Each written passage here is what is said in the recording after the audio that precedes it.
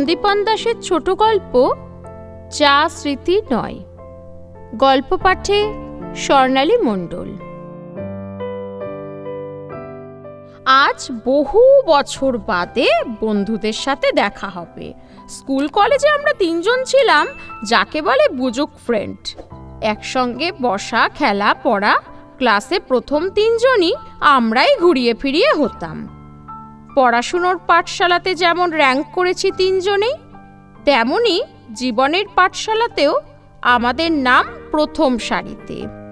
প্রত্যেকেই আজ নামী মাল্টিন্যাশনাল কোম্পানিতে উচ্চ পদে কর্মরত, বিবাহিত, স্ত্রী ও সন্তান নিয়ে সুখী পরিবার। তিনজনেই বিদেশে থাকি, কিন্তু যোগাযোগ বিচ্ছিন্ন হয়নি। এই যে কলকাতায় তিনজনে মিট করছি, এও পরিকল্পনা করেই করা। কৈশোর আর যৌবনের স্মৃতিবিজড়িত শহরে তিনজনের একবার একসাথে নস্টালজিক হওয়ার ইচ্ছা ছিল অনেক দিনই। আমরা গতকালই রাতে পৌঁছেছি। অভিক আর সৌপর্ণ দুদিন আগে এসেছে।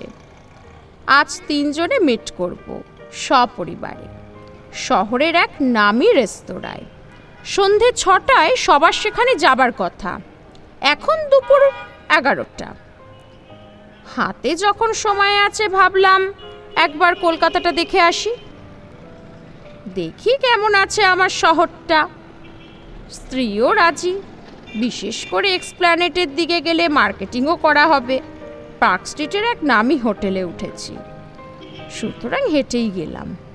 প্রিয়াঙ্কা কেনাকাটা করছে, আমি আর বাবান আইসক্রিম খাচ্ছি। হঠাৎ খেয়াল হলো একটা লোক আবার দিকে তাকিয়ে আছে, উস্কো খুস্কো চেহারা, গায়ে জামা কাপড়গুলো নোংরা, পাগলাটে ধরনের একটা লোক। কিন্তু লোকটাকে চেনা চেনা লাগলো যেন। লোকটা এবার এগিয়ে এসে এক গাল হেসে বলল, ইয়ে, আপনার নাম কি সুমন? হ্যাঁ। আমাকে চিনতে পারছিস না? আমি রণদীপ। চিনতে পারলি না? এবার মনে পড়ল, রণদীপ। চিরকালই স্ক্রু ঢিলে ছিল ছেলেটার। পড়াশোনা করতো না, ক্লাস বাঙ্ক করত, ক্যাম্পাসিং চাকরি পেয়েও চাকরি করেনি, সেই রণদীপ। কিচ্ছু বললাম না, শুধু মাথা নেড়ে জানালাম চিনতে পেরেছি। কোথায় আছিস এখন? নিশ্চয়ই বাইরে। কতদিন বাদে দেখা। এটা কে? তোর ছেলে? সব উত্তরই অল্প কথায় দিলাম, যতটা কম কথা বলা যায়। রণদীপ বুঝলো ইঙ্গিতটা। ঠিক আছে, চলি ভাই, খুব ভালো লাগলো এই রকম হুট করে দেখা হয়ে। প্রিয়াঙ্কা জিনিসের ব্যাগটা হাতে নিয়ে এগিয়ে এলো। কে ছিল লোকটা? তোমার বন্ধু? না। তবে ক্লাসমেট? ও, ওরকম অবস্থা কেন? ছাড়ো ছাড়ো, কি কিনলে? আবার আমরা মার্কেটিং করতে ব্যস্ত হয়ে গেলাম। প্রিয়াঙ্কা বলল, চলো তোমার জন্য একটা ঘড়ি কিনি। না না, ঘড়ি কি হবে? ঘড়ি নেই নাকি? আরে সব কিছু খালি প্রয়োজন দিয়ে দেখলে হবে? এটা মেমেন্টো হিসেবে রেখে দেবে। কত বছর বাদে নিজের শহরে এলে, এটা একটা স্মৃতি হয়ে থাকবে। ঘড়ি পছন্দ করতে করতে আবার রণদীপকে দেখতে পেলাম। আমার দিকে মুচকি হেসে চলে গেল। কিন্তু রণদীপ তো এসএন ব্যানার্জির দিকে গেল, অথচ এখন দেখলাম ধর্মতলার বাস স্ট্যান্ডের দিক থেকে আসছে। খটকা লাগলো, মাথা ঘামালাম না। পাশ দিয়ে লেলিন সরণির দিকে চলে যেতে দেখলাম। দুপুর হয়েছে, এবার কিছু খেতে হবে। ঘড়িটা কিনে প্রিয়াঙ্কাকে বললাম, তোমরা ওই রেস্তোরাঁটায় গিয়ে মেনু ঠিক করো, আমি আসছি একটু। উদ্দেশ্য আর কিছুই নয়, সিগারেট খাবো। রাস্তায় দাঁড়িয়ে সিগারেট খাওয়া, এ জিনিস বিদেশে পাওয়া যাবে না। এটাও একটা স্মৃতি রোমন্থন।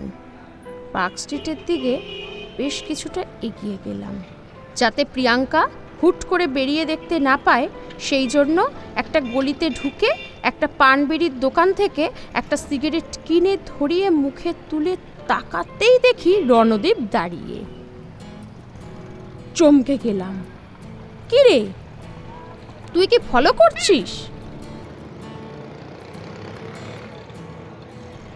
না ভাই, বোধহয় যাতে মনে রাখিস তাই বারবার দেখা হয়ে যাচ্ছে। চলি রে, হাত নেড়ে বিদায় জানিয়ে চলে গেল। আমি সন্দিগ্ধ চোখে তার চলে যাওয়ার দিকে তাকিয়ে রইলাম। সন্ধ্যের সময় দুই বন্ধু আর তাদের পরিবারের সঙ্গে দেখা হলো। কথা হলো অনেক, হাসি ঠাট্টা, গল্প গুজব, তারপর খাবার এলো। খেতে খেতেও গল্প চলল।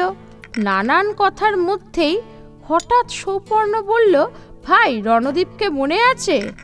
সেই পাগলা রণদীপ, সে তো আত্মহত্যা করেছে। সে কি রে, কবে? অভিক জিজ্ঞাসা করল। এই মাস দুয়েক আগে। চমকে উঠলাম, কিন্তু তা প্রকাশ করলাম না। প্রিয়াঙ্কাও দুপুরের কথাটা ভুলে গেছে। আমিও পুরো চেপে গেলাম। সৌপর্ণ বলল, আরে আমার এক কাকা তো টালিগঞ্জে থাকে, তার কাছে জমি জমার ব্যাপারে গিয়েছিলাম। তিনি বললেন রণদীপ ওই কাকার পাড়াতেই থাকতো। শেষের দিকে নেশা আর জুয়া খেলে দেনায় জর্জরিত হয়ে গিয়েছিল, তারপর মেট্রোয় ঝাঁপ দেয়। এইসব লোকের শেষ পর্যন্ত এইরকমই হয়।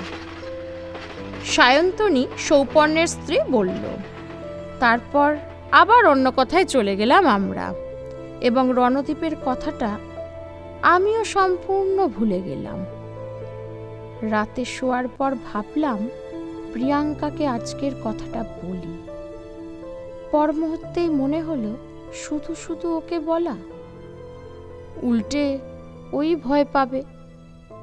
তাছাড়া এ নিয়ে বেশি ভেবেও কোনো লাভ আছে কি? পুরো জিনিসটাই হয়তো আমার মনের ভুল, বিভ্রম। এইসব ভুলে যাওয়াই ভালো। যত তাড়াতাড়ি ভুলতে পারবো তত ভালো থাকবো।